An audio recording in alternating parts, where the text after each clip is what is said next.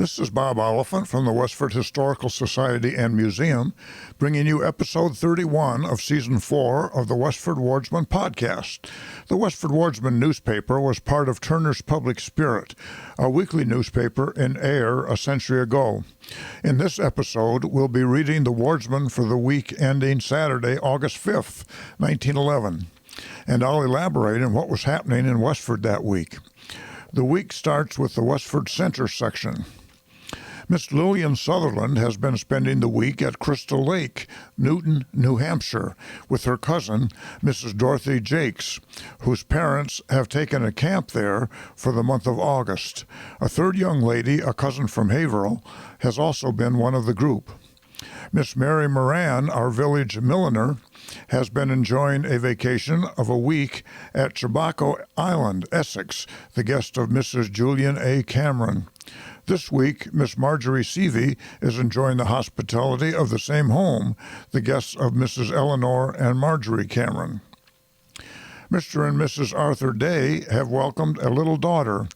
Her name is not given in the paper, but it was Viola Miriam Day, into their family circle, born the first of this week. She was born on July 31st, 1911. Mr. and Mrs. Calvin Howard have recently entertained Mr. and Mrs. Charles Howard.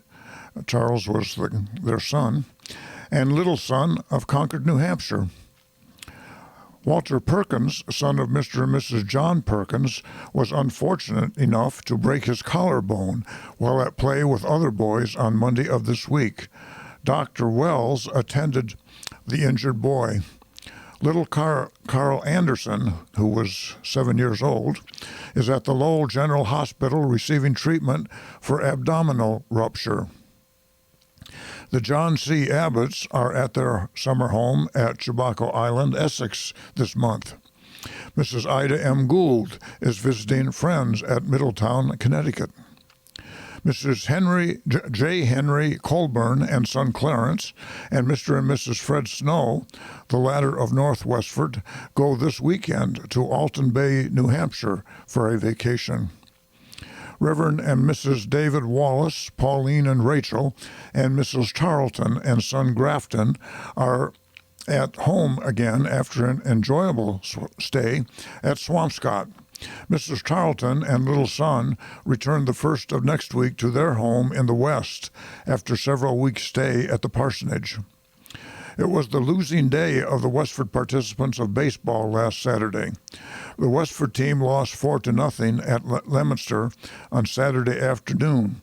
The more juvenile team that crossed bats with the boys from St. Margaret's Society in Lowell at Whitney Park were badly defeated. The Lowell boys had considerable advantage in being somewhat older and more practiced. Mrs. Herbert V. Hildreth and Mrs. Albert Hartford and Mrs. Elizabeth Hamlin, Mrs. John Feeney, and Mrs. Leonard Wheeler enjoyed a day's outing at Bass Point on Thursday of last week. Dr. and Mrs. Edward Atwood are at the Mrs. Atwood. They lived at 4 Graniteville Road. And during this week, they have entertained their nephew, Carlton Elliott Atwood, and his bride. Mrs. Herbert Hildreth entertained the Thimble Club at her home on Tuesday afternoon of this week. There was a full attendance of the membership present and several especially invited guests, and was a most enjoyable occasion. Mr. and Mrs. Henry Wright have finished their annual summer sojourn at Westford and return for the remainder of the season to their summer home at Marshfield. Mrs. Alice Lambert is with Mrs. Mary Fletcher for the present. A wide circle of friends sincerely sympathize with Mrs. Fletcher in her frail health. Mrs. Fletcher's maiden name was Mary Eliza Layton. She was the widow of Charles Henry Fletcher and was 68 years old. Mr. and Mrs. Aaron Tuttle, Mrs. Nelson Tuttle, and Alfred enjoyed an excursion to Old Orchard Beach, Maine on Tuesday of last week. Miss Ruth Tuttle is spending the summer at Sebago Lake, Maine. Those in charge of the annual reunion and field day of the Cavalry Association are busy completing arrangements for next Thursday. Reunion, music, baseball, clay pigeon shoot, dinner, and annual meeting of the members are the features of the affair, and if the fine weather that has favored former reunions helps out, it is sure to be a pleasant affair. The events will take place at Whitney Park and the Town Hall. Owing to the fact that the sessions of the legislature have been so prolonged, the assessors have not received the state tax, and the issuing of bills to the taxpayers has been unusually delayed. Miss Lila C. Fisher, who is spending the summer abroad, sends most pleasant accounts of her journeying to the home friends. The Donald Camerons are spending the week at Bristol, New Hampshire. Mrs. Gertrude D. and Julia H. Fletcher have returned from a week's vacation at Portland, Maine. Mr. and Mrs. Frank Miller, Mrs. Frank Bannister, and Mrs. Josie Prescott of Westford Grange are planning to join the traveling picnic of the Middlesex Worcester Pomona Grange on August 9th. The Alfred W. Hartfords were auto guests of the Walter Merritts in attendance at the ball game at Leominster last Saturday. On Thursday, August 10th, the day of the cavalry reunion, there will be hourly service on our branch line of electrics. The customary 2-hour intermission of trips in the forenoon will be omitted on that day. The next section is the About Town section. Thomas Grieg and grandfather of Danvers visited his brother John Grieg at the busy, thriving Grieg Farm on Main Street last Saturday. That's the farm that used to be the Hicks farm right across the street from the cemetery, Fairview Cemetery on Main Street. In point of years, he is in the measurement of 80. In point of activities and youthful appearance, his measurement could be reduced by many years. The Grieg brothers mentioned here were born in Dunfermline, County Fife, Scotland. Miss Ella Wright of Cleveland, Ohio, is receiving the benefits of a vacation at her summer home, the old Fletcher Farm on the Lowell Road at Brookside. This is the Samuel Richardson house at 120 Lowell Road, which is still there. Miss Wright was the daughter of Lydia Richardson Wright, who was the daughter of Samuel Richardson, who built the house in 1783. The tennis contest last Saturday on the old Oaken Bucket Court between Reverend J.D. Sallee and John A. Taylor against Fred A. Snow and William R. Taylor resulted in a snowslide on a warm day. The minister can play, but he is not used to a snowstorm at this time of the year and was unprepared to meet it either. On Thursday, August 10th at Whitney Park, there will be a reunion of Spalding Light Cavalry, known in modern days as Troop F. There will be sports and games of modern days and conversations of the olden days of the military and social life of this ancient named and famed company. It dates back to about the time of the Civil War. Dinner with speeches will be part of the order of the day. When refreshments of this kind are not being served, the Chelmsford Brass Band will deal with you after the musical manner of the old Dunstable Cornet Band that inspired camp service in the early days of the now short-named Troop F Cavalry. The Dunstable Concert Band was organized in 1861 and played at the rededication of the remodeled Westford Town Hall on December 9th, 1880, per Hodgman's History of Westford, page 230. The next couple of paragraphs are titled Accident. A fatal accident occurred at the Fletcher Homestead, Brookside, last week Friday night when Mary Kenna, it's spelled Kenna, K-E-N-N-A here, but I looked it up and it's actually McKenna, M-C, capital K-E-N-N-A.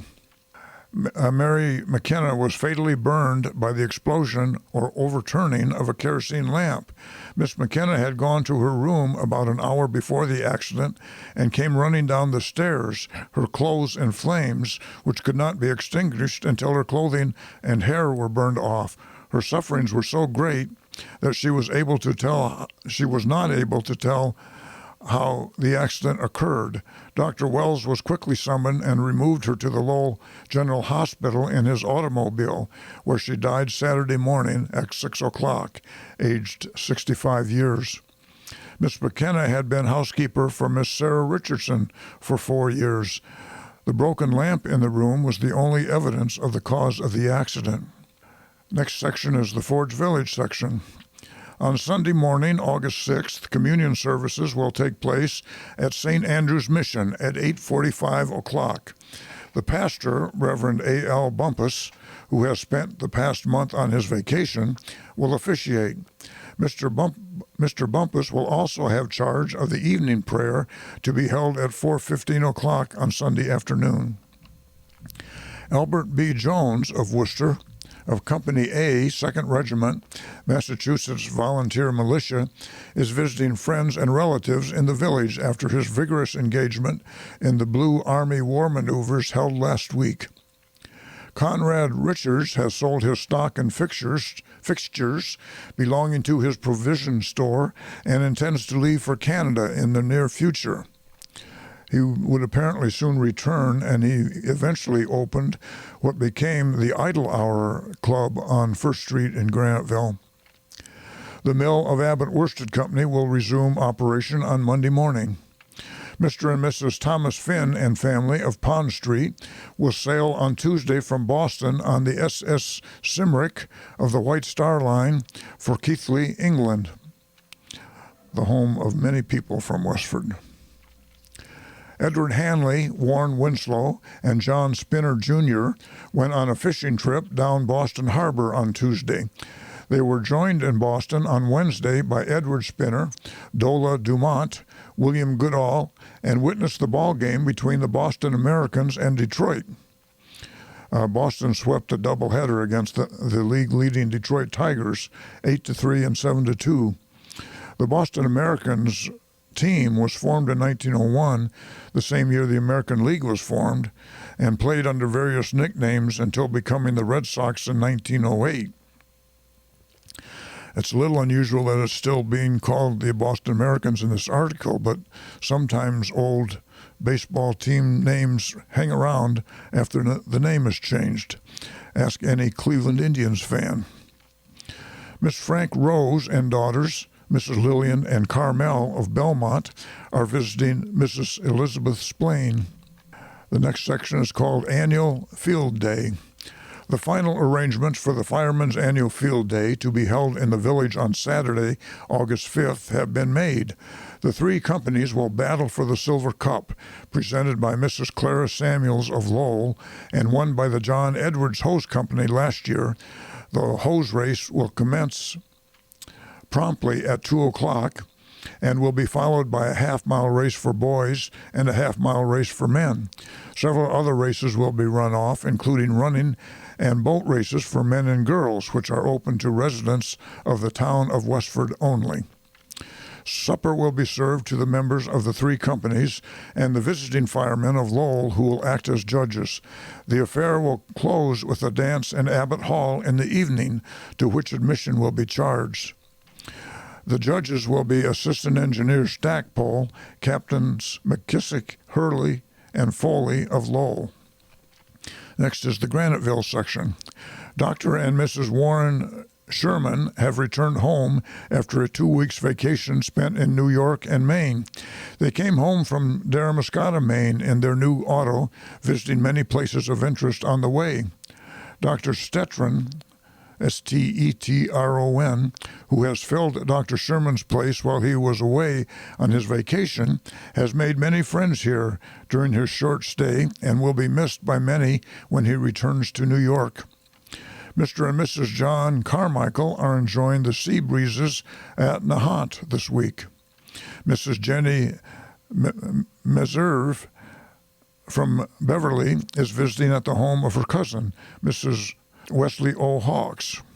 Mrs. Lucy Blood and grandson, Donald Blood, left here this week for an extended visit with relatives in New York.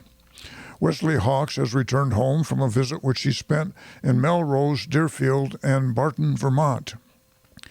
Robert McCarty and 2 daughters, Ruby and Laura, are visiting in Concord of this week, while Mrs. Robert McCarty and her mother, Mrs. Ruby Healy, are visiting relatives in New Hampshire. Mrs. Caroline Prynne, Miss Carrie Prynne, and William Buckingham are spending a few days with relatives in Portland.